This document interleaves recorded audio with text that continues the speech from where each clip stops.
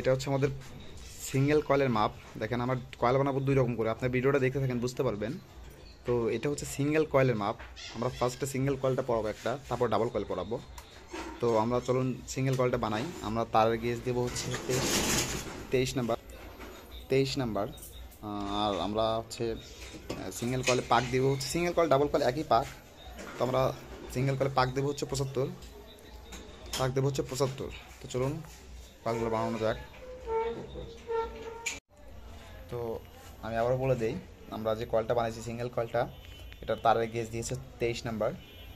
তারের গেজ হচ্ছে 23 নাম্বার। আর পাক দিয়েছি হচ্ছে, মানে পেজ দিয়েছি হচ্ছে 75।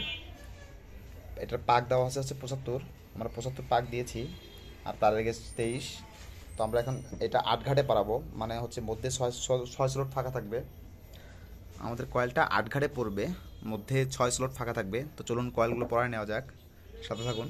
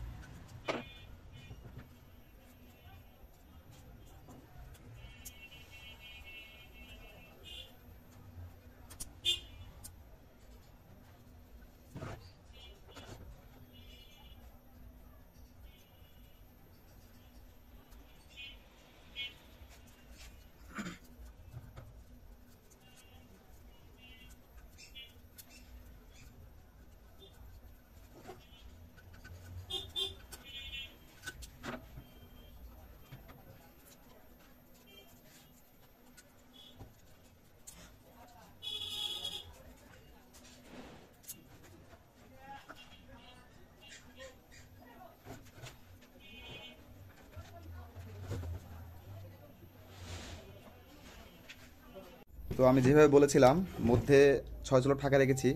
8 ঘাটে কয়েলটা পড়ছে সিঙ্গেল কয়েলটা। আর ডাবল কয়েলের যে মাপটা হবে সেটা হচ্ছে 9 ঘাটে। তো আমরা ডাবল কয়েলের মাপটা নিয়ে নিয়েছি, আমরা এখন কয়েলটা বানাবো এখান থেকে। তো চলুন কয়েলটা বানাই।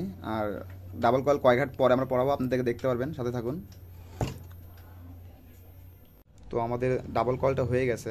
তো আমাদের ডাবল কয়েলের হচ্ছে দুটো একই তার দিয়েছি আমরা। সিঙ্গেল কয়েলে যে তার গেজ দিয়েছি, এটা তো সেই গেজই দিয়েছি 23 নাম্বার। তো আমরা এটা তো পাক দিয়েছি হচ্ছে 74, একই পাক। তো এটা তো যে পাক দিয়েছি এটা তো একই পাক। তো চলুন এটা আমরা এখন কলটা পড়াবো।